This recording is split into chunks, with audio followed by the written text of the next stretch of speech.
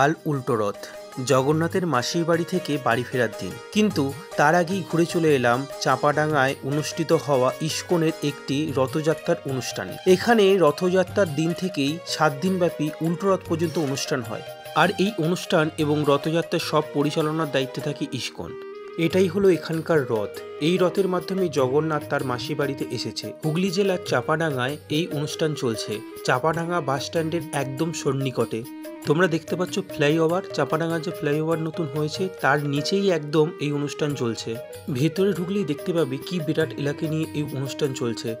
অনুষ্ঠানের এই 7 দিন দুপুরের পর থেকেই অনেক ভক্তর আগমন ঘটে এখানে। চলো আমরা এবার দর্শন করে নিই জগন্নাথ দেবকে।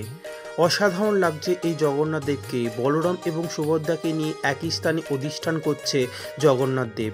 খুব অসাধারণ লাগছে আজকের এই অনুষ্ঠান এবং এত সুন্দরভাবে সাজিয়েছে সেটা ভাষায় প্রকাশ করা যাবে না। মণ্ডপের একদিকে চলছে সারা দিনব্যাপী অনুষ্ঠান, নানা রকম ভক্তিমূলক অনুষ্ঠানের মাধ্যমে 7 দিনব্যাপী অনুষ্ঠান চলছে এখানে। ইনি হলেন প্রভুপাতের মূর্তি একদিকে স্থাপন করা হয়েছে এখানে। অসাধারণ লাগছে মণ্ডপের সাজসজ্জা। মন্দিরের একদিকে বসেছে ফাস্টফুডের স্টল এবং ভোগের স্টল, যেখানে তোমরা নানা রকম ভোগ এবং ফাস্টফুড পেয়ে যাবে। এটা পুরোপুরি প্রভুরাই পরিচালনা করছে ইস্কন থেকে, যেখানে তোমরা পেয়ে যাবে খাজা, মিষ্টি, নানা রকম গজা, লাড্ডু। এছাড়া ফাস্টফুডের মধ্যে পাবে ভেজিটেবিল, পাস্তা, চাউমিন, আরও অনেক কিছু। অনেক ভিড় সামলে আমরা একটা চাউমিন এবং একটা পাস্তা নিয়েছিলাম, যার মূল্য ছিল 30 টাকা করে। এবং বলবো কি, খাবারের টেস্ট কিন্তু খুব অসাধারণ ছিল। বেশি তেল এবং মশলা ব্যবহার করা হয়নি কোনোটাতেই, কিন্তু অসাধারণ খেতে ছিল। জাস্ট এক কথায় অন্য লেভেলের। এটা হচ্ছে দুপুরে ভোগ খাওয়ার জায়গা। চেয়ার টেবিলের মাধ্যমে এখানে ভোগ খাওয়ানো হয়। ভোগ খাওয়ার জন্য 80 টাকা করে টিকিট প্রথমে সংগ্রহ করে নিতে হবে সবাইকে।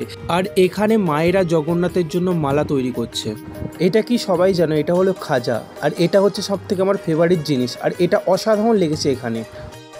তোমরা কেউ এলে অবশ্যই এখানকার খাজা গজাটা অবশ্যই ট্রাই করবে, অসাধারণ লাগবে। যে সকল ভক্তরা বই পড়তে পছন্দ করো তাদের জন্য এখানে বসেছে স্টল, যেখানে অনেক কম দামের মধ্যে অনেক ভক্তিমূলক বই তোমরা পেয়ে যাবে। এছাড়া যেসব বোনেরা বা দিদিরা গোপীদের ড্রেস কিনতে পছন্দ করো তাদের জন্য এখানে গোপীদের ড্রেসও বিক্রি হচ্ছে দেখলাম অনেক কম দামে। তোমরা ভিজিট করতে পারো এখানে। এবার তোমরা দেখে নাও তুলসীতলা পরিক্রম। অসাধারণ এই মুহূর্ত।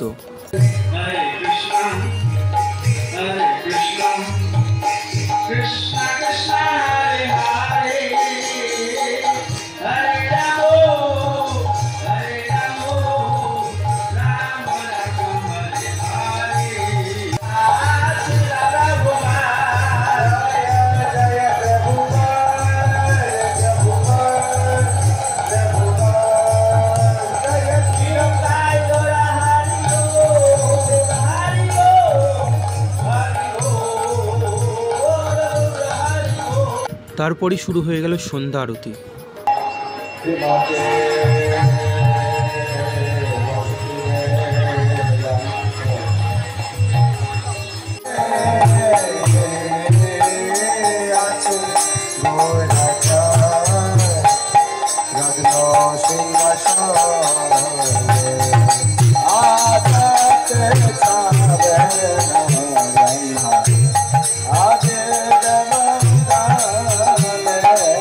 আপনার নাম কি? আমার নাম নির্মল খাড়া এবং দীক্ষিত নাম নিতাই দাস। এখানেই আপনার বাড়ি, তাই তো? না, এটা হচ্ছে চাঁপাডাঙ্গা। এখানে আমাদের গন্ডিচা মন্দির, এখানে অনুষ্ঠান হচ্ছে।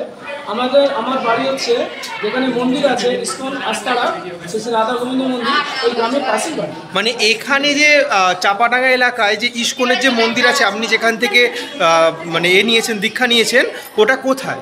ওটা হয়তো ইস্কন আস্তারা গ্রামের মধ্যে, তাই তো?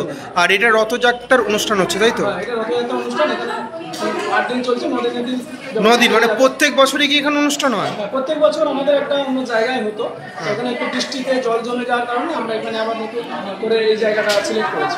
আর না হলে কোন জায়গায় হয়? ওই যেখানে মন্দির সেখানেই হয়? না, রথযাত্রা তো আমাদের পিয়াসার থেকে শুরু হয়, এখানে এসে জগন্নাথ থাকে, আবার কদিন পর ফিরে যান। তা আমাদের এখন নতুন এখানে এবছর থেকে শুরু হয়েছে। মানে এর আগে 3 বছর হয়েছে অন্য জায়গায় হয়েছে, মানে চাপাটার মধ্যে 8 দিন ব্যাপী অনুষ্ঠান চলছে তাই তো? আজকে হচ্ছে মানে কালকে হচ্ছে শেষ দিন তাই তো অনুষ্ঠানে? অনুষ্ঠান শেষ দিন, পরশু দিন হচ্ছে জগন্নাথ বেরিয়ে যাবে। আর দুপুরে কি ভোগ খাওয়ানো হচ্ছে এখানে? দুপুরে সবার জন্য ভোগ আছে, আগে থেকে কুপন কাটতে হয়, কেননা কতজন ভক্ত হবে সেই অনুযায়ী আমাদের প্রসাদ বানাতে হয়, ওই জন্য আগে থেকে কুপনটা কেটে রাখলে ভালো হয়। সকাল 9টার মধ্যে কুপন কাটলো, বসে প্রসাদ 80 টাকা, এবং বাড়িতে কেউ যদি প্রসাদ নিয়ে যেতে চায় সেটা 100 টাকা দিয়ে বুক করলে সব তারপরের দিন ঠিক টাইমে পেয়ে যাবে। এটা কি 56 ভোগ খাওয়ানো হয় নাকি? 56 ভোগটা ভগবানের জন্য ওটা নিবেদন করা হয়, ওটা হচ্ছে কঠোরা করে দেওয়া হয়, স্বল্প পরিমাণ, ওটা সবাইকে দেওয়া হয়।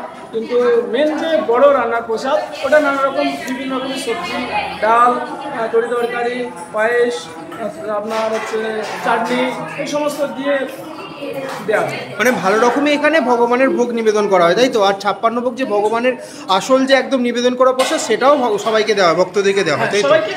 ঠিক আছে। আর হচ্ছে 80 টাকা করে হচ্ছে বসে খেলে মানে টিকিট কাটতে হয়, আর হচ্ছে 100 টাকা করে নিয়ে গেলে তাই তো?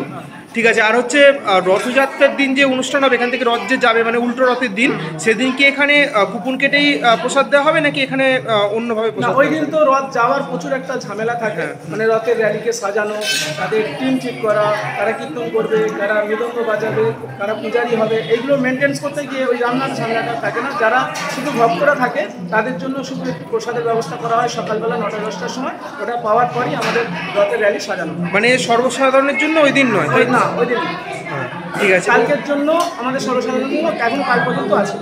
ঠিক আছে। বলছি যে যারা ভক্তরা যারা এখন ভিডিওটা দেখছে তাদের জন্য কিছু বলবেন? তাদের জন্য বলবো যে জগন্নাথকে সবাই দর্শন করতে আসুন, অবশ্যই উল্টো রথে। যারা ভগবানকে রথে দর্শন করবেন শাস্ত্র মতে তারা সবাই এই মানব জীবন থেকে উদ্ধার হয়ে যাবে। যাই হোক, আজকের মতো এখানে ভিডিওটা এন্ড করলাম। ভালো লাগলে অবশ্যই লাইক, কমেন্ট, শেয়ার আর সাবস্ক্রাইব করে রাখবে, এবং রাধে রাধে, হরে কৃষ্ণ এই বলেই আজকের মতো বিদায় নিলাম।